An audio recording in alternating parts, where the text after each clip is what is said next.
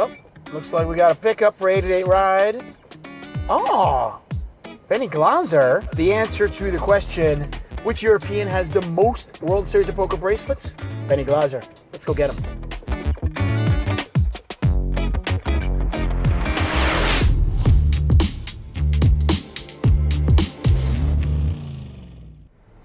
It's summer here in Las Vegas, which means three things. First, it's really hot. Second, the World Series of Poker here. And number three, 88 Ride is on board providing a service, bringing poker players to the World Series of Poker. Yeah. And, well, at this point, when I think of the World Series of Poker, Benny Glaser is just a name that comes really quickly to me. I didn't realize this. 5 bracelets. You have more bracelets than any other European. Yeah. That is crazy. That's a cool stat that I like having, yeah, for sure. That's amazing. Thank you, yeah.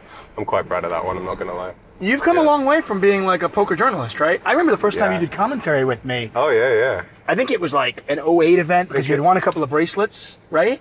Yes, but I think the first time I did commentary with you was the 10K single draw final table when I bust out of it.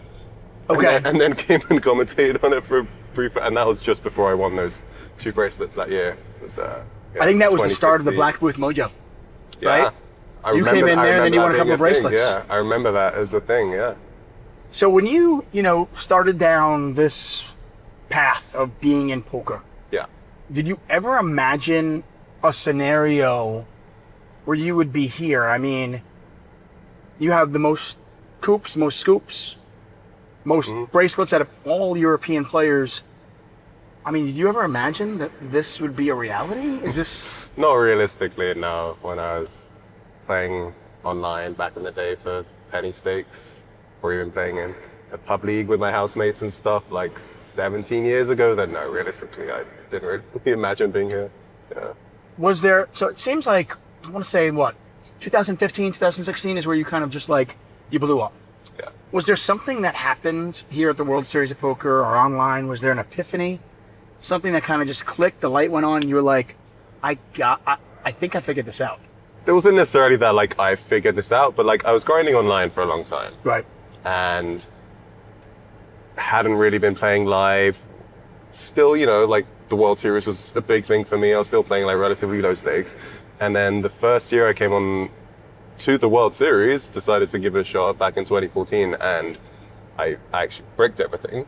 I didn't play very much. It was like 8, 10 events or something. How much money did you come with, by the way? Just out of curiosity. Like, what was your thought? Like, okay, I'm going to come here. I'm going to give it a shot. It wasn't like exactly like that. It was like I had sort of planned. I had like a friend help me out as well with money. Like it wasn't, I'm, this kind of thing. So I bricked everything, but like I had the realization when I came is like, I'm actually, better than most of these guys that I've been watching on TV.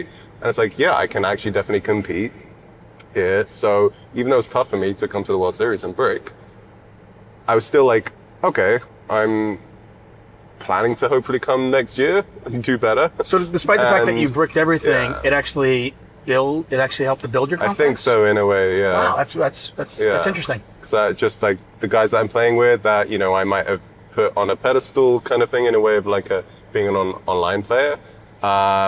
Just playing with them and, just feeling very like comfortable and like, it's like, oh, these guys are making mistakes or whatever. That built my confidence, yeah. That's amazing because in I think in life and in poker, people are so results oriented. Yeah. Where if you make a decision to go with a bluff in a certain spot and it doesn't work, sometimes people are like, well, that was stupid. I'm never going to do that again. Of course. Or if something works, even though it was a bad decision, you're like, well, it works, so it was great. And a lot of people are just simply like, if you brick everything, I'm not good enough.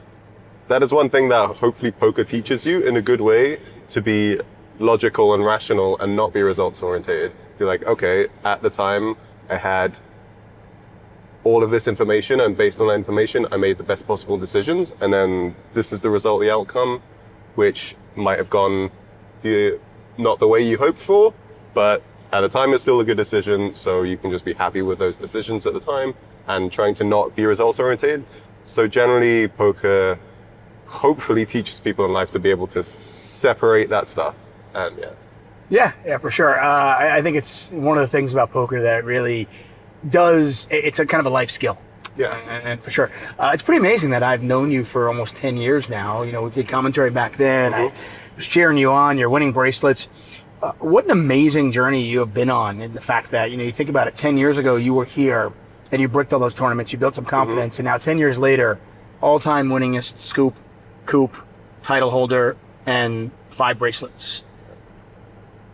Has the journey been as easy as it appeared? Definitely not. There's been a lot of, like, you know, misery and pain and that kind of stuff. Tell us about some of the misery and pain. I want to know, like, what was some of the low points? Because on the outside, the perspective just looks like, man, this guy just sun runs all the time, and he's so good. You're like the European version of Jeremy Austin. I'll take that as a compliment. I'm cool with that. There's been a lot of. I mean, even recently, like, actually right before this World Series, I was on the biggest downswing I've ever had by quite a way. Like, people don't necessarily see how hard I fire. Like, I'm firing really hard. I was playing all the Win 10Ks in, you know, March, all that kind of stuff. And I was just sadly running very bad at the highest stakes this year. So there was 2 months where, you know, for example, even though I won a scoop, I was still down a bunch on the series. And that's amazing. Tough. People don't realize that. They just see their wins and they think, oh, you're a success. Yeah, I ran terribly all the high stakes. So from a financial point of view, it was very tough.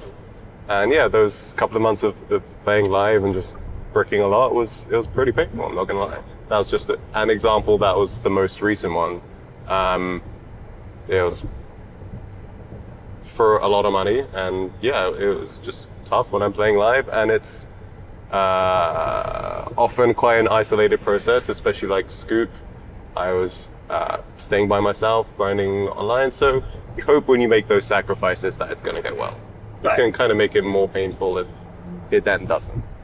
Another example, like I used to grind heads up sit and goes online, for example. That was also a very insular process before I kind of was successful. There was a lot of times of pain during that time. When was this? There's so much variance. Was this earlier on in your career? This is, let's say 2013 or so, back in there. So those are, very high variance. So there's times online for sure when it was just a lot of pain.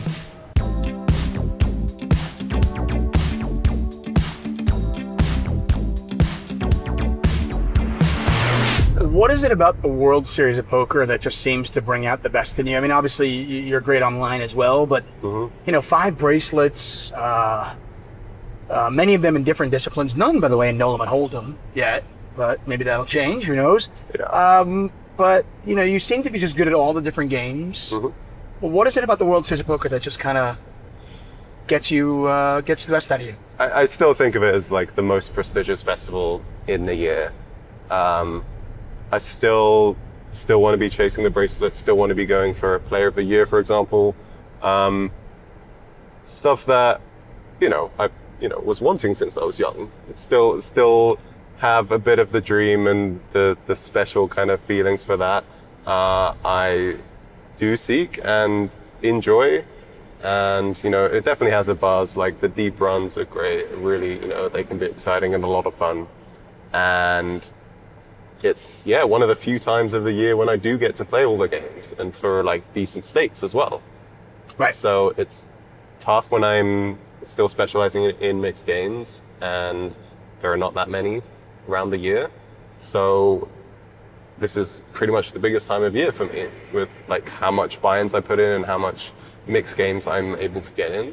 Okay, if money was not a factor and you could choose one event or one accolade to achieve in your poker career, what would it be? I'll give you an example, like the 50K Players Championship or World Series of Poker Player of the Year or Hall of Fame.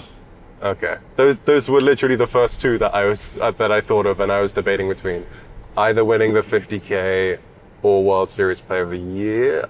I guess I would lean Player of the Year. I think it's a little bit more prestigious in that way. And yeah, I think Poker Hall of Fame would be next.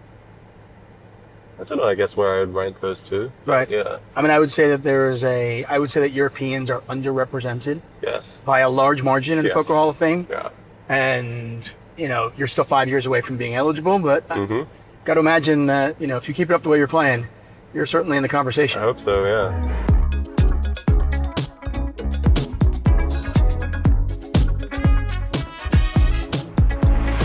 Hey, listen, this is, your summer home. Yes. We're on the strip now, and we're at the Paris for the World Series of Poker. I would say good luck, but you barely ever need it. You are one of the toughest interviews to get, and one of the toughest people in the car to get, because you're always making day 2s and day 3s. So, it's frankly, it's really impressive. I don't know how you do it. Thanks. But hey, good luck to you, and thank you so much. I really appreciate it. Okay, buddy? Take care, As always. Cool. Go get number 6. Hell yeah. Thanks, man. Appreciate it. 8-day ride. Benny Glaser, everybody. Thanks, guys.